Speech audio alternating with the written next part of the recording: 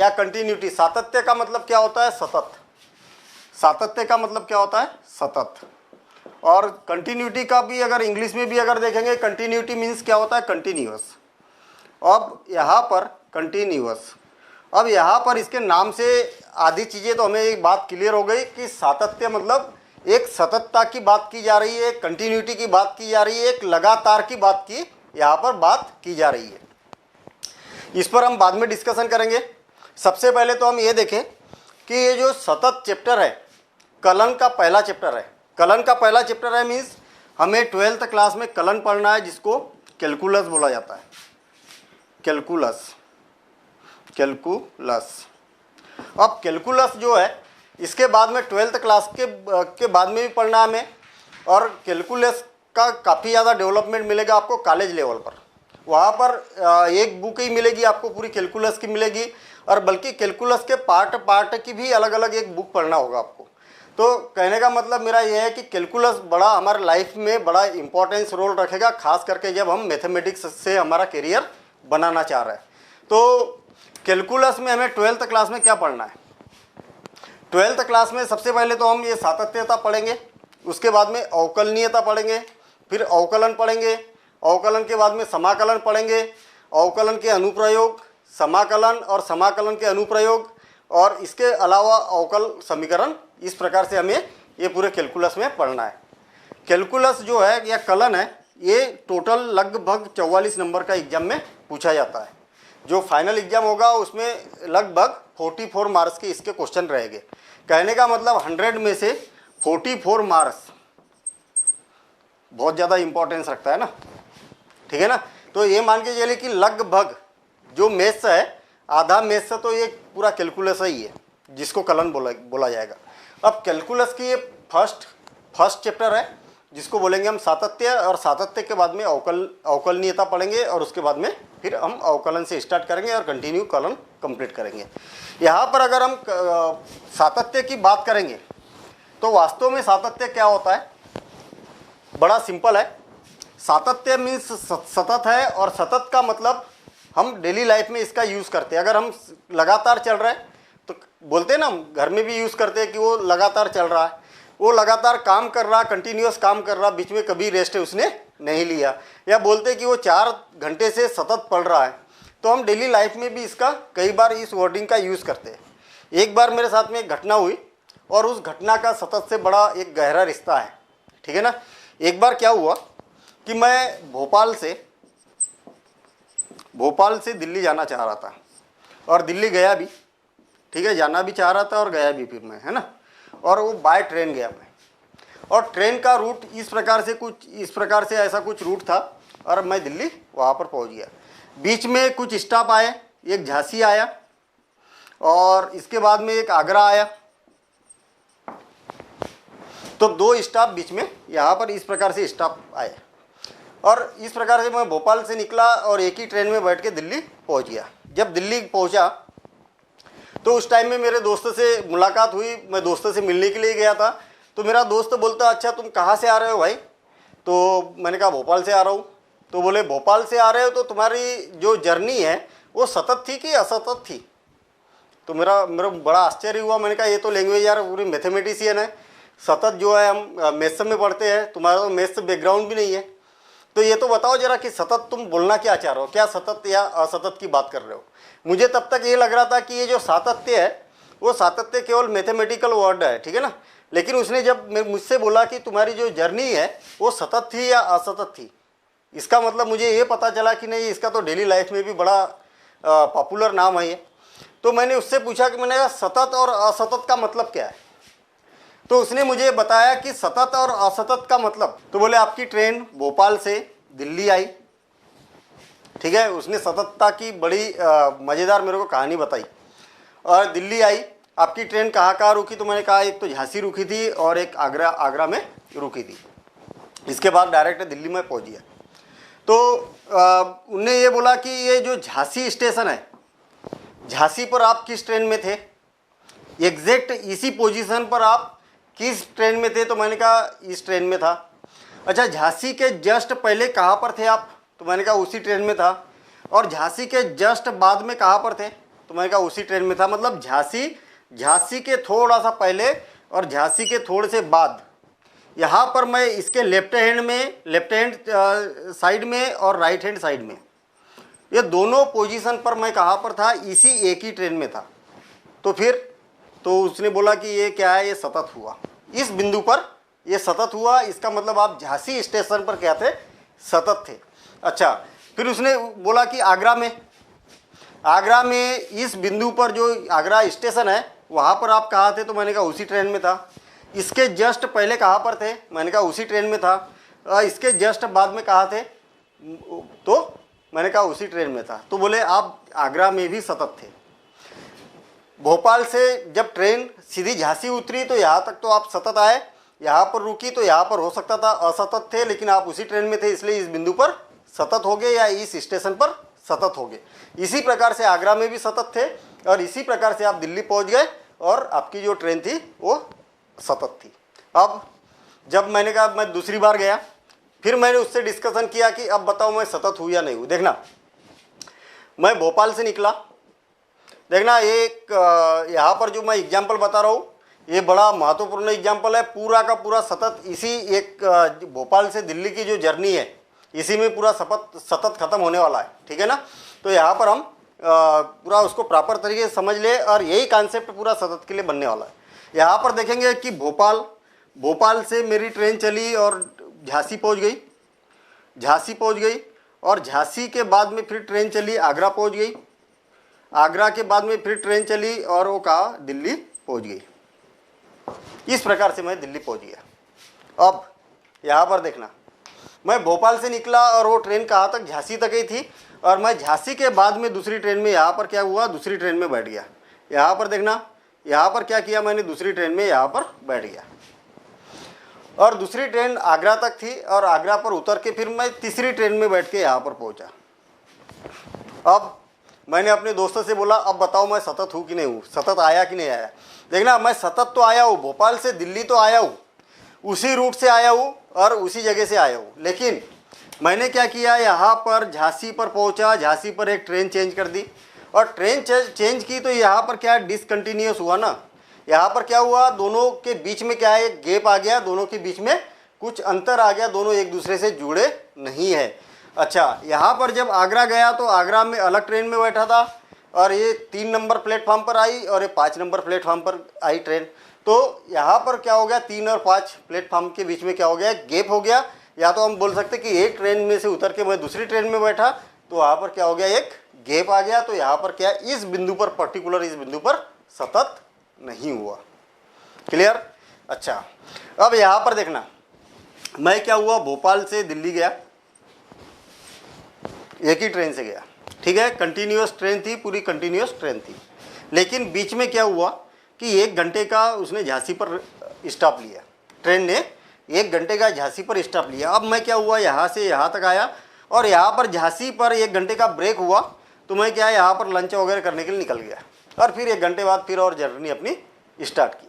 अब यहाँ पर क्या हुआ कि ये यहाँ पर पहली कोच में था और फिर दूसरी कोच में यहाँ पर पहुँच गया। अब मैं सतत हूँ कि नहीं हूँ, तो अब क्या हुआ, यहाँ पर मेरी इस पोजीशन पर देखना, फिर से इस पोजीशन पर ट्रेन की स्थिति, इससे जस्ट पहले ट्रेन की स्थिति और इसके जस्ट बाद में ट्रेन की स्थिति, ट्रेन तो भले वही है लेकिन यहाँ पर मेरे बीच में क्या हो गया, गैप हो गया, एक कोच का गैप हो गया।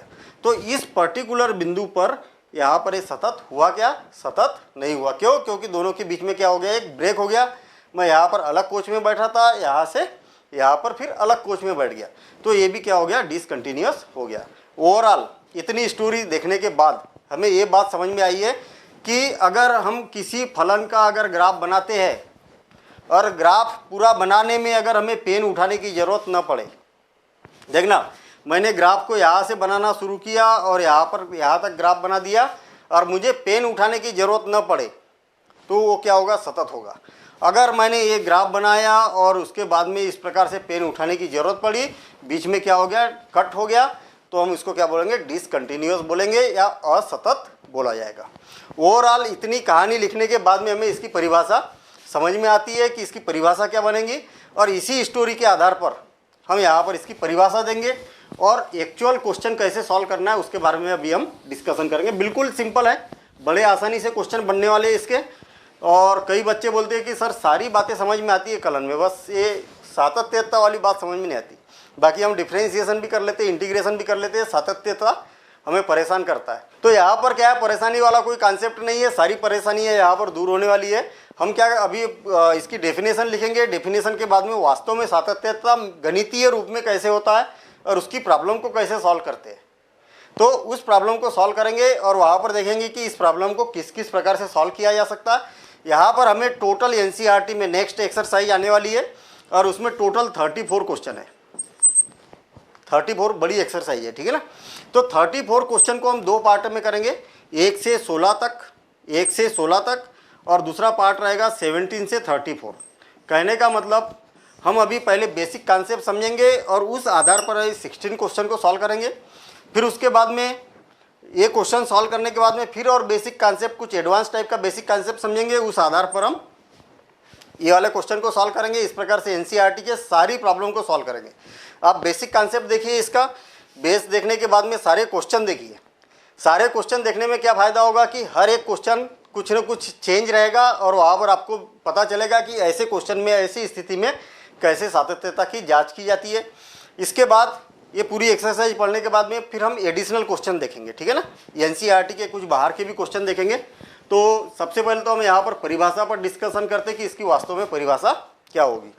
यहाँ पर देखेंगे कि हम क्या है, एक ही ट्रेन में बैठ के जा रहे थे तो ये सतत हुआ और ये यहाँ पर क्या हुआ, दोनों के बीच में गैप हुआ तो असतत हो गया। और परिभाषा देखते हैं हम, यहाँ पर मैं परिभाषा लिख रहा हूँ, यदि f वास्तविक संख्याओं का, वास्तविक संख्याओं के किसी उपसमुच्चय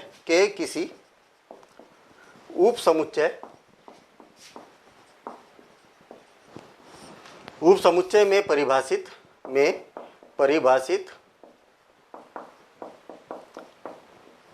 एक वास्तविक फलन है, एक वास्तविक, परिभाषा अभी समझाऊंगा मैं, वास्तविक फलन है, पहले लिख दूं मैं, वास्तविक फलन है और f के प्रांत में ये एक बिंदु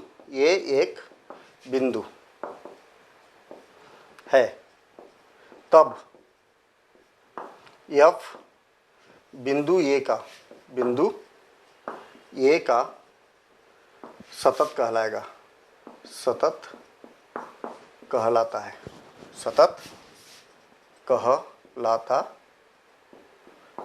यदि, देखना परिभाषा क्या बोला है, f क्या है, एक वास्तविक संख्याओं का उपसमुच्चय है, ठीक है। f एक फलन बना हुआ है। यहाँ पर देखना, यहाँ से जो ट्रेन गई थी, इस ट्रेन के रूट ने क्या किया, एक फलन बनाया। भाई हमारे पास में क्या कोई फलन होता तो उसका ग्राफ हम बनाना सीख चुके हैं कि किस प्रकार से ग्राफ बनाते हैं, और हम एडवांस में जब कॉलेज लेवल पर जाएंगे वहाँ पर कई सारे अलग अलग प्रकार के ग्राफ भी सीखेंगे हम वहाँ। तो हम क्या ग्राफ बनाना सीख गए, इसका मतलब किसी फलन ने क्या किया, यहाँ पर ट्रेन ने क्या किया, एक ग्राफ बनाया। इस प्रकार से हमारे पास में ट्रेन के रूट का एक डायग्राम बना, तो उससे क्या मिल गया, हमें एक फलन है। और फलन क्या है, एक वास्तविक संख्याओं के किसी उप समुच्चय से परिभाषित एक वास्तविक फलन है। कहने का मतलब ये क्या है, वास्तविक संख्याओं के लिए क्या परिभाषित है। कहने का मतलब ये है कि आपके पास में यहाँ पर फलन है, फलन ऑफ x इजिक्वल टू या y इजिक्वल टू फलन ऑफ x है। अगर x का कोई अगर हम मान वास्तविक रखते हैं तो एक इसका मान क्या रहेगा, वास्तविक हमें प्राप्त होगा। सिंपल काम है। वास्तविक संख्या, अगर x का मान कोई भी वास्तविक संख्या रखेंगे तो हमें y का मान क्या प्राप्त होगा, वास्तविक संख्या। अगर दूसरे तरीके से समझेंगे तो हमारे पास में एक कोई फलन है इस प्रकार से, और इसके अंदर अगर हम कोई भी वास्तविक संख्या रखेंगे तो उसका प्रतिबिंब जो रहेगा वो क्या रहेगी, वास्तविक संख्या रहेगी। तो इस फलन को क्या बोला जाता है, वास्तविक फलन कहा जाता है। क्लियर। तो इसके प्रांत में कोई बिंदु ए है, कोई बिंदु ए है, मतलब ये जो झांसी स्टेशन था ये बिंदु ए है। कोई दूसरा बिंदु अगर बात करें तो ये कौन सा बिंदु है, बी बिंदु है हमारे पास। तो कोई बिंदु ए की बात की है तो मान लिया जाए कि ये क्या है, ये बिंदु है। तो एक वास्तविक फलन है और f के प्रांत में ये एक बिंदु है, यहाँ पर क्या है, एक a बिंदु है, तब f बिंदु a का सतत कहलाता है। यदि देखना हमने क्या बोला, मेरे दोस्तों ने क्या बताया था, दिल्ली वाले दोस्तों ने बताया था कि भैया झांसी पर आपकी ट्रेन सतत थी या नहीं थी। मैं अभी बता सकता हूँ। तो कैसे बता सकता हूँ, मैंने पूछा बताओ भाई सतत थी या नहीं थी, अब मैथमेटिकल लैंग्वेज में बताओ। तो उसने बोला झांसी में ये जो ट्रेन का एक फलन है, ट्रेन का जो रूट है, यहाँ पर झांसी का जो स्टेशन है वो अगर इस रूट को सेटिस्फाई करता है, कहने का मतलब इस स्टॉप पर आप उसी ट्रेन में थे, इसके जस्ट पहले उसी ट्रेन में थे, इसके जस्ट बाद में भी, जस्ट बाद मतलब थोड़े पहले और थोड़े बाद, तो यहाँ पर भी उसी ट्रेन में थे, यहाँ पर भी उसी ट्रेन में थे और यहाँ पर भी उसी ट्रेन में थे, तो आप इस बिंदु पर क्या हुए, सतत हुए। देखना कितना बढ़िया कॉन्सेप्ट बताया था। यहाँ पर सतत तब हो गए जब आप इस बिंदु पर उसी ट्रेन में थे, इसके जस्ट थोड़े पहले उसी बिंदु पर थे, इसके जस्ट बाद में भी उसी ट्रेन में थे, बिंदु पर नहीं मतलब उसी ट्रेन में थे, तो इस बिंदु पर भी क्या होगा या इस स्टेशन पर भी क्या होगा, सतत होगा। तो यही यहाँ पर मैथमेटिक्स का कॉन्सेप्ट बनता है। हम क्या बोलेंगे कि ये बिंदु, इसका नाम क्या है, अब झांसी स्टेशन नहीं दे रहा हूँ मैं, क्या नाम दे रहा हूँ इसका, ये नाम दे रहा हूँ। यहाँ पर इसके जस्ट पहले की अगर बात करें तो उसको मैं लेफ्ट हैंड लिमिट बोलूँगा। नाम से क्लियर है, लेफ्ट हैंड उस बिंदु पर और उसके लेफ्ट हैंड और उसके राइट हैंड, देखना ये लेफ्ट हैंड साइड है और ये क्या है, राइट हैंड साइड है, तो इसको मैं बोलूँगा राइट हैंड साइड या राइट हैंड लिमिट बोलेंगे हम यहाँ पर। बात क्लियर है, बाई लिमिट और ये क्या हो गई, दाई लिमिट और उस बिंदु पर उसकी वैल्यू। तो हम यहाँ पर बोलेंगे कि यदि फलन limit x tends to a और लेफ्ट हैंड लिमिट को माइनस बोला जाता है, तो हम क्या बोलेंगे यहाँ पर लेफ्ट हैंड लिमिट। यहाँ पर ध्यान देना किस बिंदु पर ज्ञात कर रहा है, ए बिंदु पर ज्ञात कर रहा है, मतलब इस बिंदु पर हम कंटिन्यूटी चेक कर रहे हैं, सततता चेक कर रहे हैं। तो हम क्या करेंगे, limit x tends to a और माइनस लिखेंगे, इसका मतलब हो गया कि इसके एक कदम पीछे और फलन ऑफ x मतलब जो भी यहाँ पर फलन दिया हुआ है। देखना और एक मज़ेदार बात, एक कदम पीछे जो भी फलन रहेगा यहाँ पर, देखना ये बिंदु है, इस बिंदु के इधर कौन सी ट्रेन है, ये वाली है, इस बिंदु के इधर कौन सी ट्रेन है, ये वाली है, तो हम यहाँ पर जो फलन रखेंगे, कौन सा फलन रखना है हमें, ये वाला फलन रखना है।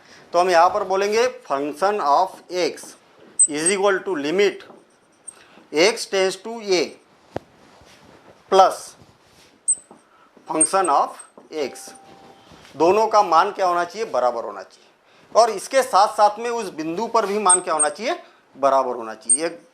यहाँ याद रहे कि पूरा कॉन्सेप्ट क्लियर होने वाला, जो परिभाषा है वो सारी क्लियर होने वाली है, घबराने की जरूरत नहीं कि ये सर कहाँ से आ गया, लिमिट कहाँ से आ गया, अरे सर हमने तो ये लिमिट पढ़ा ही नहीं था, अब ये लिमिट से पहले हमें डर लगता था और अब परेशान फिर से लिमिट आ गया। ऐसा कुछ नहीं है, अगर नहीं भी पढ़ा टेंशन नहीं लेना है, ठीक है। यहाँ पर बेसिक कॉन्सेप्ट पढ़ते हुए जाना है, सब समझ में आएगा, क्लियर।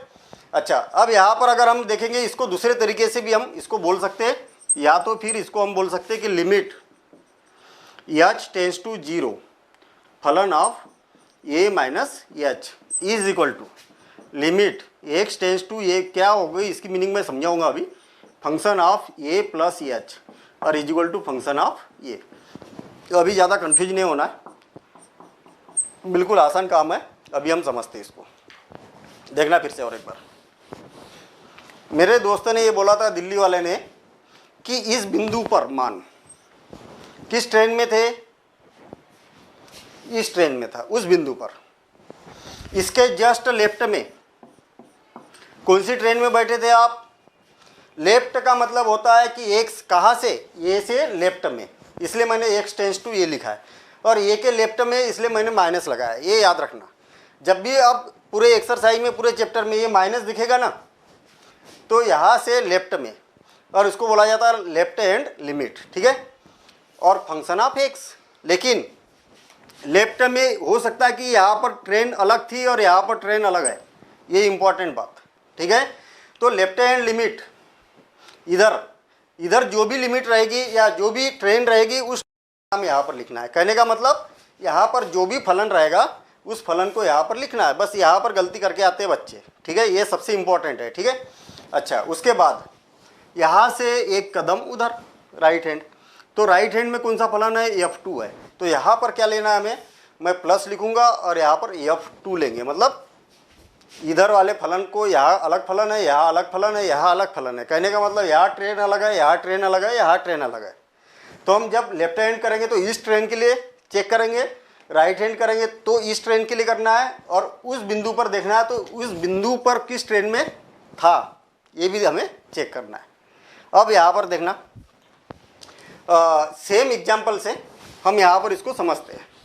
मान लिया जाए कि हमारे पास में एक फलन है, फलन of x is equal to X plus 1। देखिए एग्जाम्पल लेंगे, एग्जाम्पल के थ्रू इसको समझेंगे किस प्रकार से इसको सॉल्व, एग्जैक्ट ये जो हमने यहाँ पर सब कुछ लिखा है एग्जैक्ट अभी यहाँ पर सब कुछ समझ में आने वाला है। देखना x प्लस 1 जब x का मान greater than or equal to 1, X square plus 1 जब x का मान लेस देन 1, तब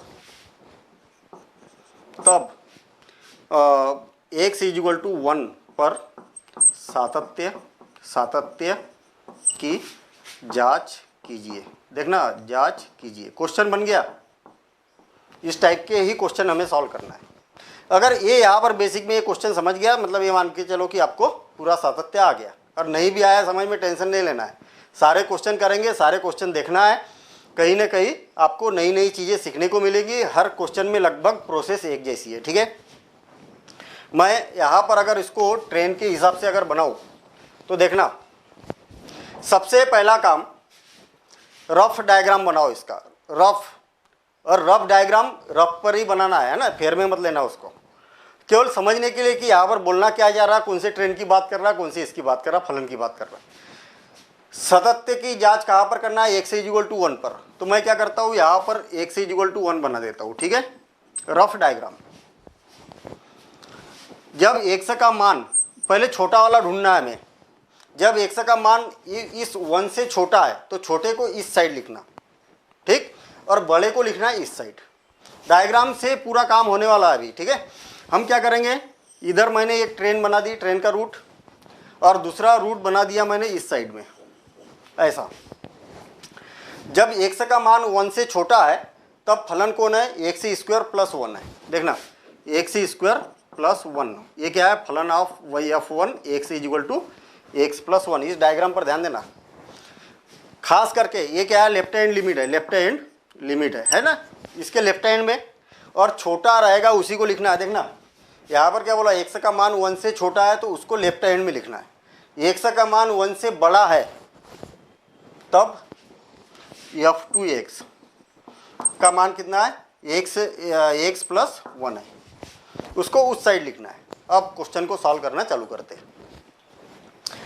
सबसे पहला काम हमें तो ये देखना है कि ये क्या है। हम बोलेंगे कि x इज इक्वल टू 1 पर फलन ऑफ x का मान कितना है। दो फलन है, एक तो ये है और एक ये है। x इक्वल टू 1 पर कौन सा फलन है, ये इंपॉर्टेंट है, ठीक है।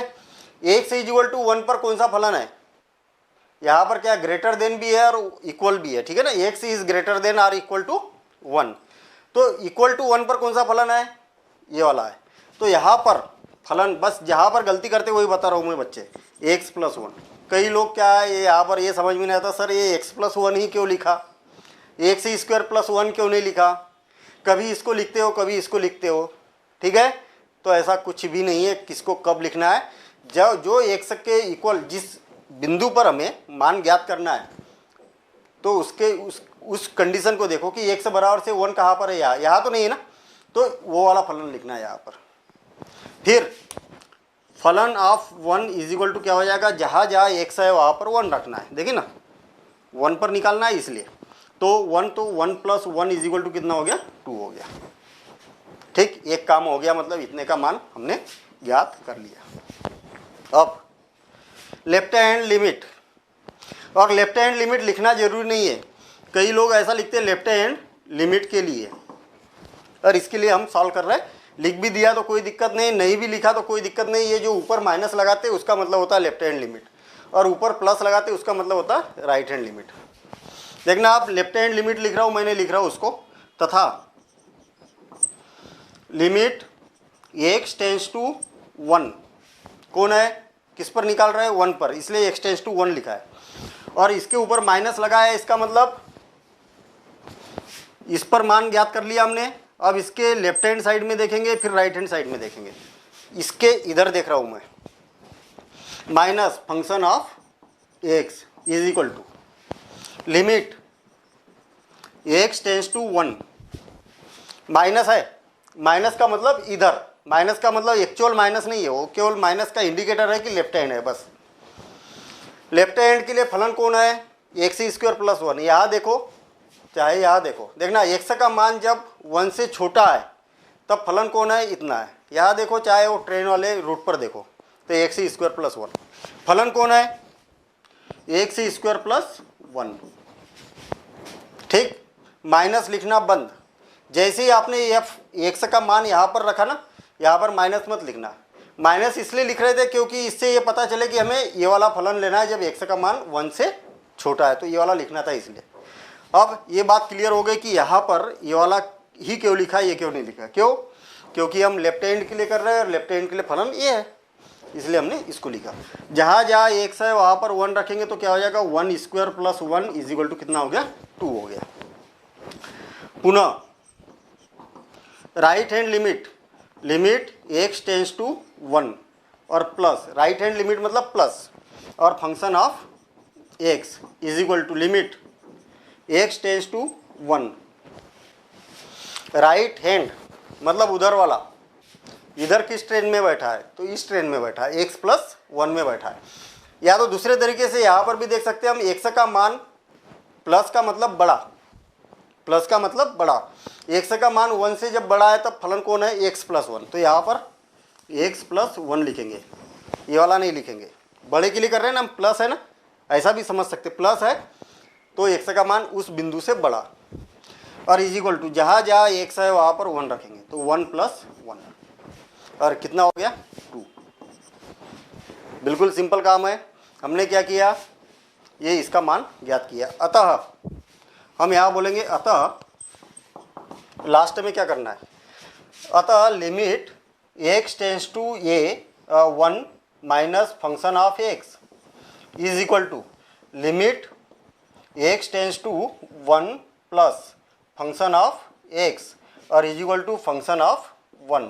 तीनों का मान क्या है, बराबर है ना, बराबर। इसका भी मान 2 है, इसका भी मान 2 है, और इसका भी मान 2 है। तीनों का मान जब बराबर है तब हम बोलेंगे, तब फलन कहाँ पर माथापच्ची की हमने, x इज इक्वल टू 1 के लिए किया, तो x इज इक्वल टू 1 पर क्या होगा, सतत होगा। ऐसा नहीं लिखना है कि सतत होगा, कहाँ पर सतत होगा, x इज इक्वल टू 1 पर सतत होगा। हर जगह सतत नहीं है अभी ये, ठीक है। x इज इक्वल टू 1 पर फलन क्या होगा, सतत होगा। कहने का मतलब x इज इक्वल टू 1 पर वो व्यक्ति उसी ट्रेन में बैठा था, इससे पहले भी उसी ट्रेन में था, इसके बाद में भी उसी ट्रेन में बैठा था।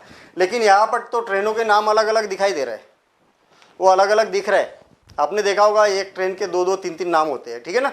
वो दिखने में अलग अलग दिख रहे हैं, लेकिन एग्जैक्ट वो ट्रेनें क्या थी, वो एक ही थी। और इस बिंदु पर भी वो उसी ट्रेन में बैठा था, इधर भी उसी ट्रेन में बैठा था, और इधर भी एक ही ट्रेन में बैठा था। जैसे कई बार हम सफ़र करते ना, हम बोलते हैं कि मैं इस गोंडवाना से जा रहा हूँ, ये कई बार बोलते हैं अमृतसर बिलासपुर से जा रहा हूँ।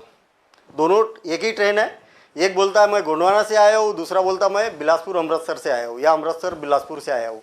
दोनों एक ही ट्रेन में बैठ के आए, लेकिन दोनों ने अलग अलग नाम लिए, लेकिन दोनों क्या है, एक ही ट्रेन में बैठे हैं। तो सेम ऐसे ही है, हमें यहाँ पर नाम देख के ये नहीं बताना है कि दोनों एक ही ट्रेन में बैठे कि नहीं बैठे। यहाँ पर इस रूल से हमें क्या करना है, चेक करना है। क्लियर। अब ये क्वेश्चन ही हो गया सॉल्व, ठीक है ना, पूरा कंप्लीट क्वेश्चन है ये। अब इसी टाइप से हम दूसरे तरीके से देखते हैं इसको। देखना, मैंने परिभाषित किया है यहाँ पर दूसरे तरीके से, तो उस तरीके से देखते हैं। देखना, एक तो तरीका ये हो गया। कई बार क्या होता है कि जैसे एक जगह पढ़ते हैं, जैसे यहाँ पर अभी हम देख रहे हैं, बेसिक समझ रहे हैं, तो मैंने इस तरीके से क्वेश्चन बता दिया और किसी ने इस तरीके से बता दिया। अब हो गया बच्चा कन्फ्यूज। सही वो है कि है दोनों सही, ठीक है ना। उसके तरीके अलग अलग हो सकते हैं, तो दोनों तरीके सही है, तो फिर सही कौन सा है, हम कौन सा बनाएंगे। तो यहाँ पर क्या है, दोनों तरीके हम देखेंगे कि अगर इस तरीके से अगर क्वेश्चन को बनाया जाए तो कैसे बना सकते हैं हम। देखना, ये वाला तो काम वही है, फलन ऑफ ये, तो हम बोलेंगे फलन of X is equal to क्या है हमारे पास में, जब एक्स का मान बराबर है तो एक्स प्लस वन, और फलन ऑफ वन पर कितना हो जाएगा, one plus one is equal to two. यहाँ पर देखना, जो हम लेफ्ट हैंड बोलते थे ना, लेफ्ट हैंड को ए माइनस एच बोला, इसका और एक कॉन्सेप्ट बताऊंगा मैं। यहाँ पर क्या है, ये है, तो जो एग्जैक्ट यहाँ पर बोलेंगे तो ये है, और इसके जस्ट लेफ्ट हैंड में जब बोला जाता है तो ये में से कुछ कम, मैंने बोला भी था एक बार बीच में, है ना, इस बिंदु पर कौन सी ट्रेन में था, तो इस ट्रेन में था। इसके एक कदम पहले किस ट्रेन में था, तो इस ट्रेन में था। इसके एक कदम बाद किस ट्रेन में था, तो इस ट्रेन में था। तो एक कदम वाली जो बात कर रहे हैं ना, जिसमें सातत्यता की जांच करते, तो वो कदम ये वाला है, क्या है, एच है, ठीक है। तो इसका मतलब ये हुआ कि इसके पहले, जस्ट पहले और जस्ट बाद, कहने का मतलब ये जो ए माइनस एच लिखा है उसको लेफ्ट हैंड से इंडिकेट कर रहा है, और जो ए प्लस एच लिखा है उसको राइट हैंड से इंडिकेट कर रहा है। देखिए पुनः, हाँ, limit H tends to zero. देखना, फलन ऑफ ये, पहली बात तो ये तो हम समझ चुके हैं कि ये क्या लेफ्ट हैंड है, इसका मतलब वन से छोटा वाला फलन लेना पड़ेगा। वन से छोटा कौन सा फलन है, ये है, यह limit H tends to zero. और जहाँ जहाँ हमने क्या बोला, यहाँ पर लेफ्ट हैंड बोला ना, तो लेफ्ट हैंड का मतलब छोटा, तो वन से जब छोटा है तब फलन कौन है, इतना है। तो जहाँ जहाँ एक से दिखाई दे रहा है वहाँ पर क्या रखना है, ए माइनस एच, और ए की वैल्यू कितनी है हमारे पास में, वन है, तो वन माइनस एच रखना है। तो देखना, ये एक से जो लिखा है उसको क्या रख रहा हूँ मैं, वन माइनस एच का होल स्क्वायर प्लस वन। नहीं आया समझ में, अभी आ जाएगा, ठीक है, घबराने की जरूरत नहीं है। और एच की वैल्यू अगर हम यहाँ पर जीरो, या तो ए माइनस बी होल स्क्वायर रखेंगे और फिर उसके बाद में सॉल्व करेंगे, और एच का मान अगर जीरो रखा तो क्या हो गया, limit H tends to zero, और वन माइनस जीरो का होल स्क्वायर प्लस वन, और इसको अगर सॉल्व करेंगे तो क्या हो जाएगा, टू हो गया। इतना ही आया ना। सेम इसी प्रकार से क्या करेंगे, राइट हैंड लिमिट करेंगे, तो यहाँ पर क्या हो जाएगा, वन प्लस एच हो जाएगा, और वन प्लस एच मतलब राइट हैंड। राइट हैंड के लिए फलन कौन सा होगा, जब एक्स का मान वन से बड़ा है तो ये वाला फलन होगा, और वहाँ पर क्या रखेंगे, वन प्लस एच रख के उसको भी हम सॉल्व करेंगे। क्लियर, ये कॉन्सेप्ट और एक बार शॉर्ट में क्या होता है, ए माइनस एच, एक ही जगह हमारे पास में किस पॉइंट पर निकालना है, वन के लिए निकालना है, तो वन माइनस एच, लेकिन H tends to zero left hand के लिए, ये लिख दिया मैंने। अब इसके लिए फलन कौन होगा, लेफ्ट हैंड है, इसलिए एक्स का मान वन से छोटा है, और वन से छोटा है तो ये वाला फलन है। जहाँ जहाँ एक्स है वहाँ पर क्या रखना है, वन माइनस एच रखना है, और इस प्रकार से one minus H whole square plus one, और इसको सिंप्लीफाई किया तो हमारे पास टू आया। इसी प्रकार से तथा limit H tends to zero function of one plus H निकालेंगे, और वन प्लस एच निकालेंगे तो limit H tends to zero, और फलन देखना, राइट हैंड के लिए तो एक्स का मान वन से बड़ा है तब ये फलन है, तो हम क्या लिखेंगे, जहाँ जहाँ एक्स है इसमें वहाँ पर वन प्लस एच रखना है, तो one plus H plus one, और एच टेंस टू जीरो, तो ये क्या हो जाएगा, one plus zero plus one is equal to two. देखिए ना, एच का मान जीरो रखा तो क्या आ गया, टू आ गया। तीनों के मान बराबर है, इसलिए X is equal to one पर सतत होगा। तो हमने दोनों तरीके से देख लिया, हम इस टाइप से भी सॉल्व कर सकते हैं, इस टाइप से भी इसको सॉल्व कर सकते हैं। अब देखना, हमने यहाँ पर ये बात की थी कि ये एक से इक्वल टू वन पर, अभी क्वेश्चन चेंज कर रहा हूँ मैं, क्या बोला है, तब एक से इक्वल टू वन पर सातत्य की जांच कीजिए। अब मैं क्वेश्चन को चेंज कर रहा हूँ, तब सातत्य की जांच कीजिए। अच्छा, सातत्य की जो जांच करना है हमें, उसका क्रिटिकल पॉइंट, अब मज़ेदार काम होने वाला है। ठीक है, यहाँ पर मैं इसको हटा रहा हूँ और उसके बाद में हम क्वेश्चन को सॉल्व करेंगे, देखना। और ये नीचे वाला भी पोर्शन हटा रहा हूँ मैं, इसको ये वाला फार्मूला रहने देता हूँ। अभी यहाँ पर देखिए, क्वेश्चन को फिर से कॉन्सेप्ट समझ रहे हैं। हमें क्या करना है, यहाँ क्या बोला है, function of X is equal to, बड़ा इंपॉर्टेंट कॉन्सेप्ट है भाई, ये इस चैप्टर का सबसे इंपॉर्टेंट कॉन्सेप्ट अब चल रहा है। ठीक है, हमारे पास में function of X is equal to इतना है, और क्वेश्चन में क्या बोला है, फलन ऑफ एक्स के लिए सातत्य की जांच कीजिए। बस काय की जांच करना है, सातत्य की जांच करना है। क्रिटिकल पॉइंट कौन है, यहाँ पर क्रिटिकल पॉइंट का मतलब क्या है, वन एक ऐसा पॉइंट है जिससे बड़ा रहेगा एक्स का मान तब ये फलन होगा, जब इससे छोटा रहेगा तब ये फलन होगा। इसका मतलब एक ऐसा बिंदु है जो दो फलनों को क्या करता है, अलग अलग करता है। बात क्लियर है, यहाँ पर इसको क्या बोलेंगे, क्रिटिकल पॉइंट बोलेंगे। फिर से और एक बार, यहाँ पर फलन ऑफ एक्स का मान इतना दिया हुआ है, फलन ऑफ एक्स का मान इतना दिया हुआ है। यहाँ पर वन क्या करता है, वन से अगर एक्स का मान बड़ा है तो ये फलन बनता है, और वन से अगर एक्स का मान छोटा होता है तब ये फलन बनता है। क्लियर, बिल्कुल सिंपल। अब जो क्रिटिकल पॉइंट रहेगा जिसके लिए यहाँ पर बोला है, तो ये इसको मैं पहले लिख देता हूँ, एक्स इज इक्वल टू 1, जैसा कि पिछले बार लिखा था हमने। इसके लेफ्ट हैंड साइड में एक फलन बनाएंगे, एक राइट हैंड साइड में। फिर मैं बता रहा हूँ कि ये रफ डायग्राम है, एग्जैक्ट इससे मैं नहीं बना रहा हूँ, ये केवल समझने के लिए बना रहा हूँ। ठीक है, जब एक्स का मान 1 से छोटा है, इसका मतलब लेफ्ट हैंड, और तब लेफ्ट हैंड मतलब इस पॉइंट के लेफ्ट हैंड में ये है, तो फलन ऑफ या f1 x is equal to कितना है, एक्स स्क्वायर प्लस 1। अब एक्स का मान 1 से बड़ा है तब क्या होगा, एक्स प्लस 2, मतलब दूसरा फलन कौन है, is equal to X plus 1 है। ठीक है, इस प्रकार से क्वेश्चन में बोला है कि सातत्य की जांच कीजिए, लेकिन किस बिंदु पर करना है हमें नहीं बोला गया है। ऐसे क्वेश्चन मिलेंगे और एग्जाम में भी पूछे जाते हैं। ठीक है, और बिल्कुल सिंपल है, ज़्यादा टेंशन लेने की ज़रूरत नहीं है। हम ऐसे ही जब क्वेश्चन करेंगे तो सब समझ में आएगा। ठीक है ना।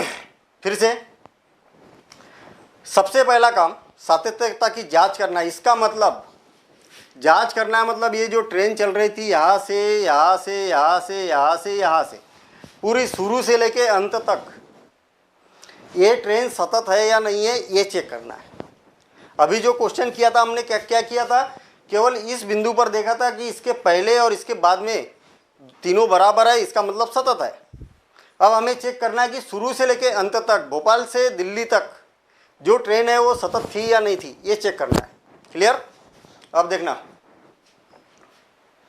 यहाँ पर हमारे पास में फलन ये है, तो सबसे पहला काम तो हम क्या करेंगे, इस बिंदु पर तो हम ज्ञात कर लेंगे, जैसा पहले किया था सेम प्रोसेस से ऐसा क्वेश्चन कर लेंगे। डबल क्वेश्चन हो गया है, पहला पार्ट कंप्लीट।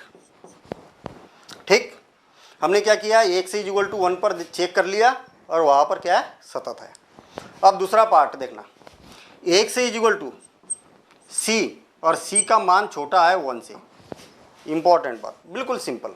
देखना, एक्स का मान 1 है, एक्स का मान क्या है, 1 है।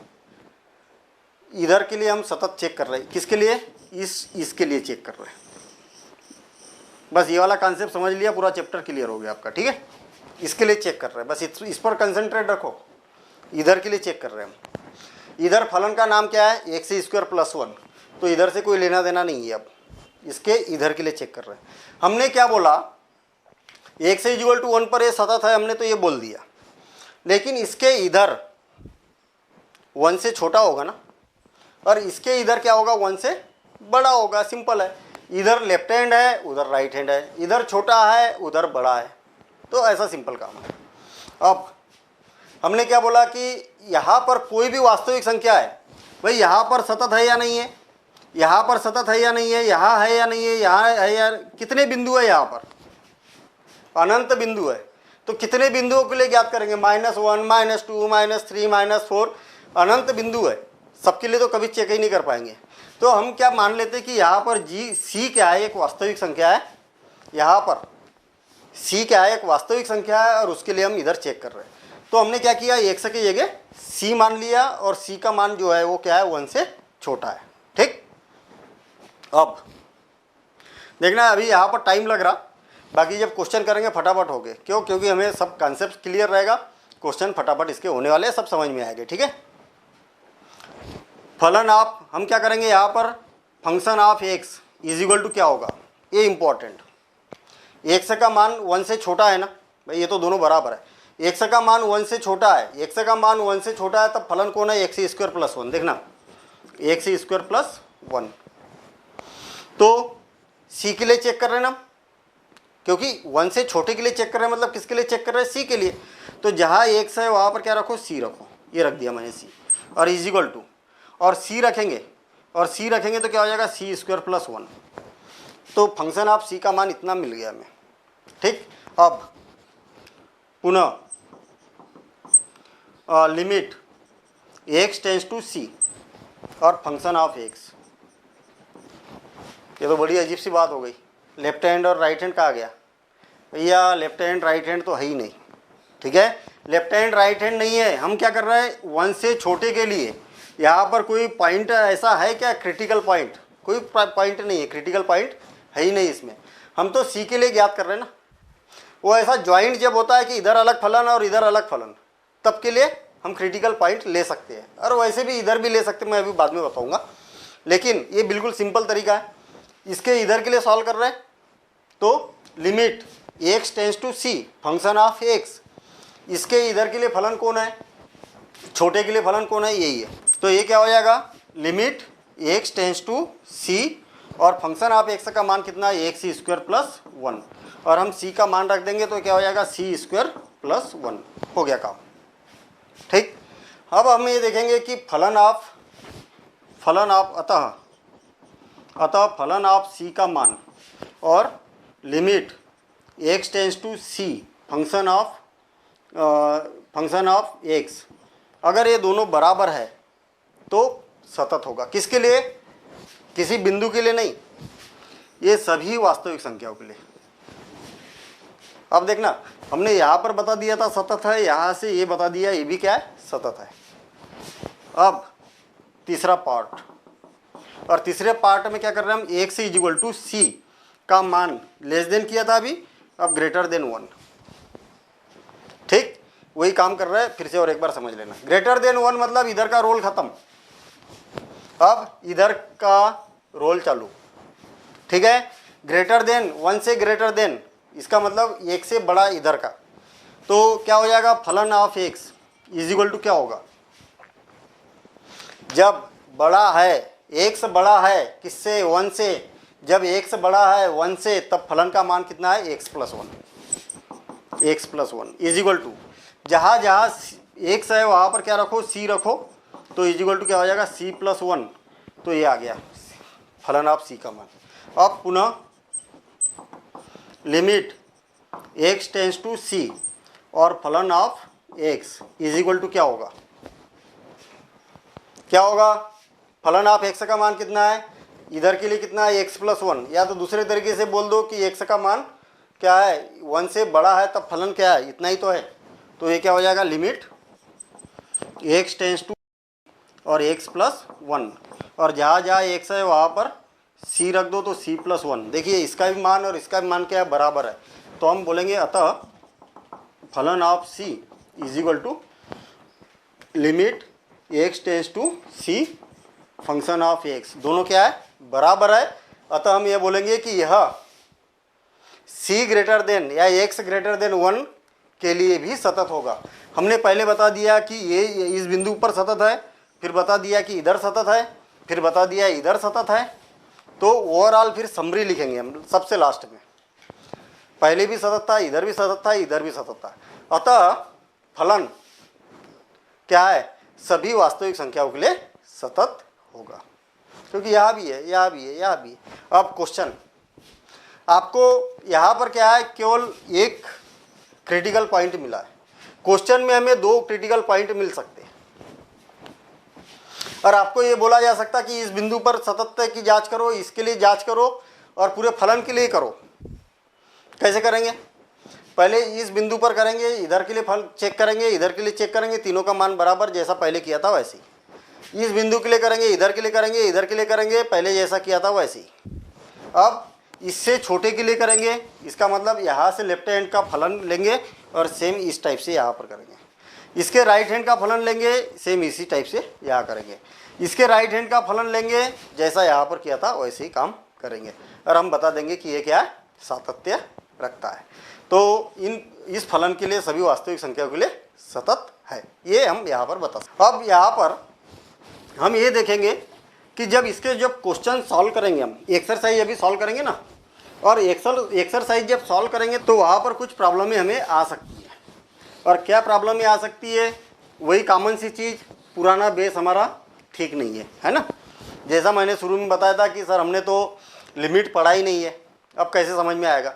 तो लिमिट नहीं पढ़ा, कोई टेंशन नहीं है, हालांकि ज़रूरी है वो, लेकिन हमें उससे रिलेटेड फार्मूले मालूम होना चाहिए कि उसके फार्मूले क्या होते हैं। देखना, लिमिट पहला फार्मूला जो बहुत ज़्यादा यूज़ होते हैं, उसमें बहुत सारे फार्मूले हैं, लेकिन जो जनरली यूज़ होते हैं हमें डिफ्रेंशिएशन में भी ज़रूरत पड़ेगी इन फार्मूलों की, और ये फार्मूले बिल्कुल बहुत अच्छे से मालूम होना चाहिए। Limit x tends to a और x raise to the power n minus a raise to the power n divided by x minus a। देखना फिर से और एक बार, अगर ऐसा फार्मूला है तो ये होगा n a raise to the power n minus 1। फिर से और एक बार, यहाँ x है तो यहाँ और यहाँ x होना चाहिए, यहाँ ये है तो यहाँ पर ये और यहाँ पर ये होना चाहिए, कंपलसरी है। दोनों की पावर सेम होना चाहिए तभी ये फार्मूला लगेगा, अदरवाइज फार्मूला नहीं लगेगा। क्लियर? एग्जैक्टली अगर ऐसा दिखे, जैसे मान लिया जाए कि लिमिट x टेंस टू 3 और x raise to the power 7 minus 3 raise to the power 7 divided by x minus 3। देखना, यहाँ x है तो ये और ये x है, यहाँ 3 है तो ये और ये 3 है। यहाँ पावर अलग हो सकती है, पावर सेम होना चाहिए दोनों की। तो इस केस में क्या होगा, जो इसकी पावर रहेगी वो सामने जाएगी और उसकी ए में से, ये जो ये है ना, उसकी पावर में से एक कम हो जाएगा। देखना, इसका आंसर क्या होना चाहिए, 3 की पावर 7 जाएगा सामने और इसकी पावर क्या हो जाएगी, 6 हो जाएगी। ये इसका आंसर हो जाएगा। दूसरा फार्मूला हमें मालूम होना चाहिए, लिमिट x टेंस टू 0 और साइन x, बहुत ज़्यादा यूज होने वाला फार्मूला है, डिवाइडेड बाय x और इज इक्वल टू क्या होता है, 1 होता है। ये वाला फार्मूला बहुत ज़्यादा यूज होने वाला है, ठीक है। x टेंस टू ये, एग्जैक्टली साइन x यहाँ पर जितना रहेगा उतना ही यहाँ पर भी होना चाहिए। देखना, यहाँ और यहाँ एक जैसा रहेगा और x टेंस टू 0 रहेगा तो इसका मान कितना होगा, 1 होगा, ये हमें मालूम होना चाहिए। तीसरा फार्मूला है, limit x tends to 0 10x divided by x और इसका भी मान क्या होता है, 1 होता है, ये हमें मालूम होना चाहिए। चौथा फार्मूला है, limit x tends to 0 e raise to the power x minus 1 divided by x और इज इक्वल टू 1 होता है, ये हमें मालूम होना चाहिए, ठीक है। ये बड़े जो सबसे ज़्यादा पॉपुलर फार्मूले हैं, जो बहुत ज़्यादा यूज़ होते हैं, ये वाले फार्मूले हम यहाँ पर डिस्कस कर रहे हैं, ठीक। हमें मालूम होना चाहिए लिमिट x टेंस टू 0 अगर log है और 1 प्लस एक्स डिवाइडेड बाय अगर x है, क्या होना चाहिए, यहाँ पर log 1 plus x tends to 0 होना चाहिए और डिवाइडेड बाय x होना चाहिए। तो उस केस में भी इसका मान क्या होता है, 1 होता है। नेक्स्ट 6 फार्मूला जो ज़्यादा यूज होता है, limit x tends to 0 a raise to the power x minus 1 divided by x और is equal to log a और बेस e होता है, ये हमें मालूम होना चाहिए। देखना फिर से और एक बार, अगर x tends to a raise to the power x minus 1 divided by x, तो ये क्या हो जाएगा, जो a की पावर रहेगी यहाँ पर जो बेस रहेगा वो लेना है और यहाँ पर नेचुरल e लगाना है हमें। 7th formula, limit x tends to 0 1 plus X और whole raise to the power 1 by X है, तो ये e हो जाता है। तो इस टाइप के ये हमें बेसिक फार्मूले हमें मालूम होना चाहिए। तो ये फार्मूले बीच बीच में लगेंगे, लग सकते हैं, कई बार भी फार्मूले हम अप्लाई भी करेंगे। तो देखते हैं हम इस बेस पर एक्सरसाइज और उसके क्वेश्चन को सॉल्व करते हैं। याद रहे, एक्सरसाइज के पहले आपको सारे क्वेश्चन देखना है, फिर उसके बाद में प्रैक्टिस करना है, ठीक है ना। फिर उसके बाद में जो 17 के बाद में जो क्वेश्चन करेंगे हम, उसके लिए पहले बेसिक समझेंगे, फिर उसके बाद में, अभी पूरा कंप्लीट बेसिक नहीं हुआ अपना, ठीक है। तो और एक बार बेसिक समझेंगे हम नेक्स्ट क्वेश्चन के लिए, और फिर उसके बाद में उसके क्वेश्चन को सॉल्व करना है, फिर हम एडिशनल क्वेश्चन भी सॉल्व करेंगे। तो देखते हैं हम एक्सरसाइज। क्वेश्चन नंबर 1, सिद्ध कीजिए कि फलन of x equal to 5x minus 3, x equal to 0, x equal to minus 3, x equal to 5 पर सतत है। यहाँ पर देखना, हमने जब बेसिक पढ़ा था वहाँ पर दो टाइप के वेराइटी हमने बताई थी कि एक बार क्या बताया था कि ये हमारे पास में कोई अलग अलग फंक्शन है और इस बिंदु पर इस बिंदु पर इस बिंदु पर हमें सातत्यता की जांच करना है। देखना, इसके इधर अलग फलन है, इसके और इसके बीच में अलग फलन है, यहाँ अलग फलन है और यहाँ पर अलग फलन है। यहाँ पर क्या बोला है, फलन एक ही है। तो फलन जब एक ही होगा तो हमें लेफ्ट हैंड राइट हैंड की बात नहीं करना। क्यों लेफ्ट हैंड राइट हैंड की बात क्यों नहीं करना है, यहाँ ज़रूरत नहीं है। यहाँ पर देखेंगे कि इसके लेफ्ट हैंड में और राइट हैंड में फलन क्या है, एक ही तो है। ठीक है, तो इधर मान और इधर मान अलग अलग निकालने की जरूरत नहीं। हम क्या करेंगे, इस बिंदु पर मान ज्ञात करेंगे कि x इक्वल टू माइनस 3 पर कितना है, और इस फंक्शन के लिए हम मान ज्ञात करेंगे इस फंक्शन के लिए लिमिट क्या है। इसी प्रकार से x इक्वल टू 0 के लिए और x इक्वल टू 5 के लिए अलग अलग बिंदुओं पर हम मान ज्ञात करेंगे। बिल्कुल सिंपल। देखना, क्यों, क्योंकि हमारे पास में फलन एक ही है। हम यहाँ पर बोलेंगे कि दिया गया फलन क्या है, दिया है फलन ऑफ x इक्वल टू कितना है, 5x माइनस 3। कब, हर केस में, हर जगह एक ही फलन है। ठीक है, अलग अलग वाले भी करेंगे, अभी क्वेश्चन आने वाले हैं। ठीक है, और बहुत सारे क्वेश्चन आने वाले हैं अलग अलग फंक्शन के लिए, इतने के लिए अलग, इतने के लिए अलग और इतने के लिए अलग। अच्छा, जब x इक्वल टू 0 के लिए हम सॉल्व करते, जब x इक्वल टू 0 के लिए सॉल्व करेंगे तो फलन ऑफ 0 क्या हो जाएगा, ये पहला पार्ट कर रहे हैं हम। फलन ऑफ 0 क्या हो जाएगा, जहाँ जहाँ एक से दिखाई दे रहा है वहाँ पर 0 रख दो। तो 5 इंटू 0 माइनस 3 और इक्वल टू 5 इंटू 0 0 और माइनस 3 माइनस 3। ठीक, अब पुनः हमें क्या करना है, लिमिट निकालना है और उस लिमिट के लिए सॉल्व करना है। Limit x tends to 0। देखना, किसके लिए ज्ञात कर रहे हैं हम, 0 के लिए। तो x टेंस टू 0 और फंक्शन ऑफ x। हम left hand limit right hand limit लेते, अगर इस बिंदु के लिए निकल रहा है इधर अलग फलन होता, इधर अलग फलन होता, तो लेफ्ट हैंड और राइट हैंड से हमें सॉल्व करना होता। लेकिन यहाँ पर फलन एक ही है तो हम डायरेक्ट करेंगे लिमिट x टेंस टू 0 और फंक्शन का मान कितना है, 5x माइनस 3 और जहाँ जहाँ x है वहाँ पर 0 रखेंगे। तो 5 into 0 minus 3 is equal to क्या हो गया, माइनस 3। अतः यहाँ पर क्या दिखाई दे रहा है, इसका मान फंक्शन ऑफ 0 का मान और limit x tends to 0 function of x का मान क्या है, बराबर है। तो हम बोलेंगे कि अतः limit x tends to 0 function of x is equal to क्या है, फंक्शन ऑफ 0 है। दोनों के मान क्या है, बराबर है। तब फलन x इज इक्वल टू 0 के लिए सतत होगा। बिल्कुल सिंपल काम है। ठीक है, अच्छा, यहाँ पर लिखने का तरीका क्या है, किसके लिए चेक किया हमने, x इज इक्वल टू 0। कई बच्चे क्या लिखते हैं, अतः फलन सतत है। सतत किसके लिए है भैया, हमने क्या है, x इज इक्वल टू 0 के लिए प्रूफ किया कि दोनों का मान बराबर है, इसलिए x इज इक्वल टू 0 पर सतत होगा। अब second, x is equal to minus 3 के लिए, जब सेकेंड पार्ट, जब x is equal to minus 3 तब क्या हो जाएगा, फंक्शन ऑफ x तो फिक्स है ना, सभी बिंदुओं के लिए फिक्स है, यही फंक्शन रहेगा। तो माइनस 3 रखेंगे तो क्या हो जाएगा, 5 into minus 3 is equal to 5 दिया 15 माइनस 15 और माइनस 18। ठीक, अब पुनः limit x tends to minus 3। ठीक, फंक्शन ऑफ x। अच्छा, फंक्शन ऑफ x तो उतना ही है, फंक्शन में कोई चेंज नहीं है। तो limit x tends to minus 3 और फंक्शन ऑफ x का मान है 5x माइनस 3 और ये हो जाएगा 5 इंटू माइनस 3 और इज इक्वल टू माइनस 18। अतः यहाँ पर हम बोलेंगे कि इसका मान और इसका मान क्या है, दोनों का बराबर है, और जब दोनों बराबर है तो क्या होगा, इस बिंदु पर सतत होगा। तो अतः फलन of minus 3 is equal to limit x tends to minus 3 और फंक्शन ऑफ एक्स दोनों क्या बराबर है, तब फलन एक्स इज इक्वल टू -3 पर सतत होगा। और यही हमसे पूछा गया है।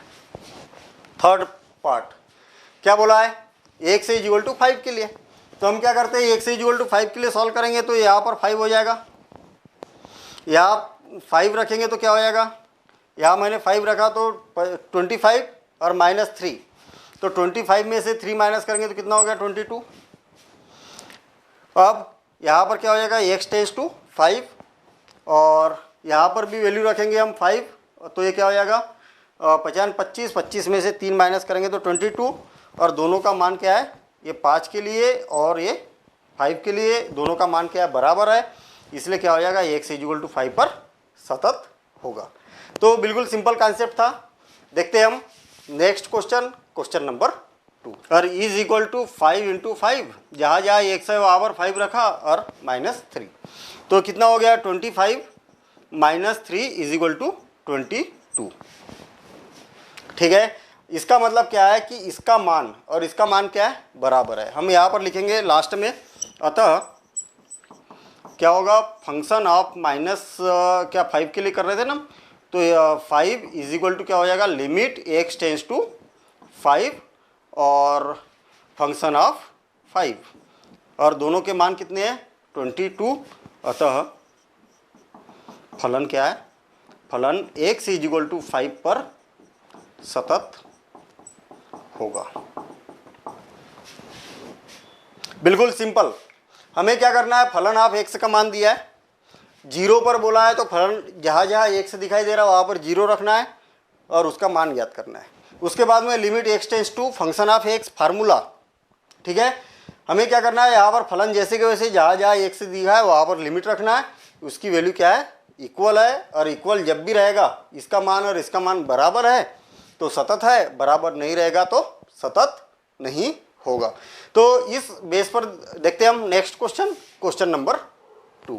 x इज इक्वल टू 3 पर फलन यहाँ दिया हुआ है के सातत्य की जांच कीजिए। सेम पिछला क्वेश्चन ही तो है, यहाँ पर फलन दिया हुआ है और एक पॉइंट दिया है। पिछले क्वेश्चन में 3 पॉइंट दिए हुए थे, यहाँ पर एक पॉइंट पे मतलब यानी 1/3 क्वेश्चन हो गया। ये दिया गया फलन, दिया गया फलन कितना है,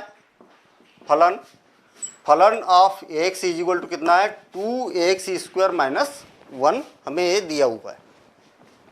अब function of x is equal to 3 पर, तो ये क्या हो जाएगा फलन ऑफ 3 इज इक्वल टू क्या होगा भाई, जहाँ जहाँ x दिखाई दे रहा देखना ना, फलन ऑफ x है तो फलन ऑफ 3, तो जहाँ जहाँ x दिखाई दे रहा वहाँ पर हमें 3 रखना है, सिंपल काम है। तो इज इक्वल टू क्या हो जाएगा 2 इंटू 3 का स्क्वायर -1, x की जगह हमने 3 रख दिया। और इसको सॉल्व करेंगे तो 2 इंटू 9, 9 दूनी 18 और ये कितना हो गया 17 हो गया, 3 3 9 और 9 दूनी 18 और -1 17। अब फलन ऑफ 3 इज इक्वल टू इतना आ गया। अब पुनः क्या करेंगे हम, लिमिट x टेंस टू कितना है 3, इस बिंदु पर निकालना है तो x टेंस टू 3, और function of x is equal to limit x tends to 3, और फंक्शन ऑफ x की वैल्यू क्या है 2x स्क्वायर -1, और जहाँ जहाँ x है वहाँ पर हम क्या करेंगे 3 रखेंगे, तो 2 इंटू 3 स्क्वायर -1, और ये कितना हो जाएगा 3 3 9 9 18 और ये 17। अब यहाँ पर क्या दिखाई दे रहा कि फंक्शन ऑफ x का की वैल्यू कितनी है, फंक्शन ऑफ x की वैल्यू कितनी है 17 है, ये माइनस नहीं था प्लस था। ठीक है, और लिमिट x टेंस टू 3 और फंक्शन ऑफ x की वैल्यू कितनी है 17, हम लिखेंगे अतः function of 3 is equal to limit x tends to 3 और फंक्शन ऑफ x दोनों क्या है इक्वल है, और दोनों की वैल्यू कितनी है 17 है। अतः फलन क्या होगा सतत होगा, और यही हमसे पूछा गया था। तो सिंपल काम है। देखते हैं हम नेक्स्ट क्वेश्चन, क्वेश्चन नंबर 3। निम्नलिखित फलनों के सातत्य की जांच कीजिए। बहुत बढ़िया मजेदार क्वेश्चन है ये, है ना। सातत्य की जांच करना है, यहाँ पर फलन दिया हुआ देखना। पहले और दूसरे क्वेश्चन में क्या दिया था, फलन तो दिया ही था, उसके साथ में ये बोला था कि इस बिंदु पर ज्ञात कीजिए। देखना हमें फलन दिया, इसका मतलब एक कोई ना कोई उससे वक्र बनेगा। कोई भी अगर फलन है उससे हम वक्र बनाते तो कैसा भी बनेगा, इस टाइप का कोई मान लिया जाए वक्र बना। अब हमें क्या बोला है, ये इधर भी जाएगा और इधर भी जाएगा, वक्र कभी खत्म नहीं होते, अनंत की ओर जाएगा, इधर भी अनंत की ओर जाएगा, कहीं पर भी खत्म होगा। डिपेंड करता है कि वक्र बनेगा कैसा। यहाँ पर जैसा फलन दिया रहेगा वैसा वक्र बनेगा। फिर से और एक बार भाई, ये सारे के सारे जो ये दिए हुए हैं इससे कुछ ना कुछ तो एक वक्र बनेगा कि नहीं, ग्राफ पर अगर बनाया जाए उसको। तो अब इससे पहले वाले क्वेश्चन में बोला गया था कि इस बिंदु पर सातत्यता की जांच कीजिए, या तो फिर इस बिंदु पर सातत्य की जांच कीजिए, या इस बिंदु पर सातत्य की जांच कीजिए। मतलब एक बिंदु दिया जाता था। अभी यहाँ पर कोई बिंदु नहीं दिया है। इसका मतलब क्या है, हमें ये बोलना पड़ेगा कि हर एक बिंदु पर ये सतत है या नहीं है, इसकी जांच करना है हमें हर एक बिंदु पर। तो हर एक बिंदु मतलब कोई भी बिंदु एक कोई भी वास्तविक संख्या हो सकती है, और उस वास्तविक संख्या के लिए ये सतत है या नहीं है हमें चेक करना है। अब वो वास्तविक संख्या क्या है, 3 है कि 5 है कि -3 है या -8 है। तो हम क्या करते हैं, उसको यूनिवर्सल मान लेते, k मान लेते या c मान लेते, कोई भी एक संख्या उसको मान लेते।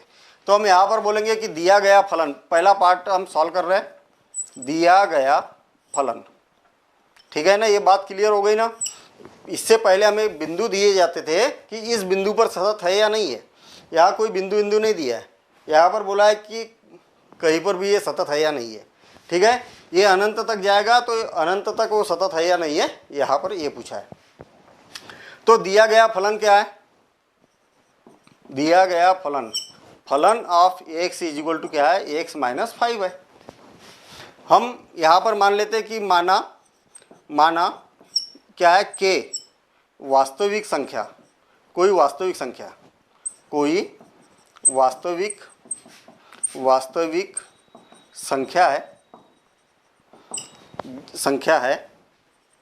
जिसके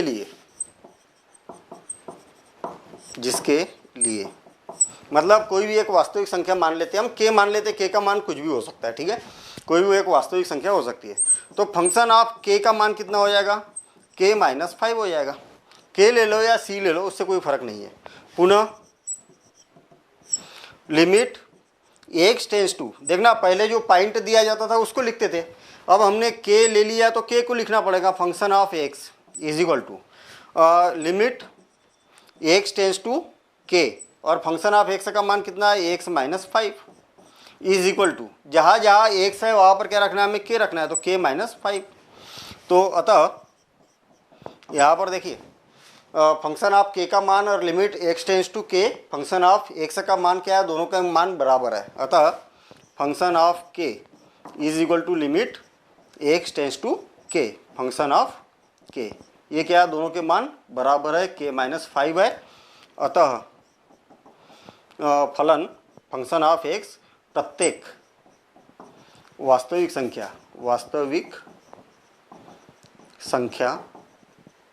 के लिए सतत होगा। क्लियर है। तो यही बोला था कि ये किसके लिए सतत होगा, तो हमने ये मान लिया कि ये यूनिवर्सल है, मतलब k है एक वास्तविक संख्या और उसके लिए क्या है, सतत फलन है। ये दोनों बराबर है तो सतत है, बराबर नहीं है तो सतत नहीं है। ठीक, ये वाला बच्चे इससे बड़े घबराते हैं भाई, हैं कैसे, x not equal to 5। Sir हमसे सारा क्वेश्चन तो बनता है, ये साइड में क्या लिख देते ये पता नहीं, और जब क्वेश्चन सॉल्व करते तो उसका भी खूब बहुत ज़्यादा ही उसका इंपॉर्टेंस भी नहीं दिखता है। तो ऐसे केस में क्या करें, तो कोई केस वेस नहीं है। यहाँ पर देखना x नॉट इक्वल टू 5, ये फलन होगा जब x का मान 5 नहीं होगा। देखना क्यों ऐसा बोला है, x का मान अगर 5 रख दो ना यहाँ पर, तो 5 - 5 क्या होगा, 0, और 1 डिवाइडेड बाई 0 क्या होगा, नॉट डिफाइंड। इसका मतलब x इज इक्वल टू 5 पर इस फलन का कोई अस्तित्व ही नहीं है भाई। ठीक है, नॉट डिफाइंड, तो सर है तो नॉट डिफाइंड तो बोला है, अस्तित्व क्यों नहीं है, अस्तित्व इसलिए नहीं है क्योंकि ये नॉट डिफाइंड का मतलब ये है कि अनंत किसी ने देखा है क्या, अनंत है नहीं, अनंत किसी ने नहीं देखा।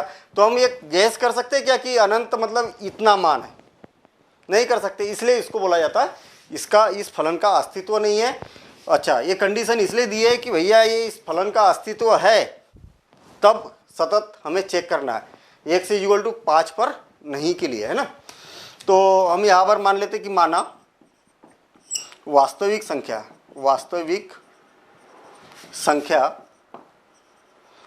क्या है, x इक्वल टू क्या है, k है। और यहाँ पर ये भी लिखेंगे कि k का जो मान है नॉट इक्वल टू 5 है, वह k नॉट इक्वल टू 5 है, तब ठीक है। अगर k का मान अगर 5 रख दोगे आप तो ये तो नॉट डिफाइंड हो जाएगा, अस्तित्व ही नहीं रहेगा फलन का, ठीक। अब फलन of k is equal to क्या हो जाएगा, 1 बाय जहाँ जहाँ x है वहाँ पर k रख दो, k माइनस 5, जहाँ पर k नॉट इक्वल टू 5, ये लिखना जरूर है। ये हमेशा बार बार हमें ये याद दिलाता है कि भैया ये तो मान तो होगा, लेकिन कब, जब k का मान 5 नहीं होगा तब की बात कर रहे हैं हम, ठीक है। पुनः limit x tends to k और function of x is equal to क्या होगा, limit x tends to k और फंक्शन का मान कितना है 1 बाई एक्स माइनस 5 और इज इक्वल टू, इसको अगर हल किया जाए तो जहाँ जहाँ x है वहाँ पर k रख देते हैं हम, तो ये क्या हो जाएगा 1 बाई के माइनस 5। और यहाँ पर बार बार ये लिखना जरूरी है, ये तब होगा जब k नॉट इक्वल टू 5, 1 से नॉट इक्वल टू 5 मतलब k, अब यहाँ पर k की बात कर रहे हैं तो k नॉट इक्वल टू 5। अगर k का मान 5 रख दो अनंत हो जाएगा, जिसमें फलन का कोई अस्तित्व नहीं होगा। अतः यहाँ पर क्या दिखाई दे रहा, दोनों का मान बराबर है। Function of k is equal to limit x tends to k और फलन ऑफ k और इज इक्वल टू कितना है 1 डिवाइडेड बाय k माइनस 5। अतः फलन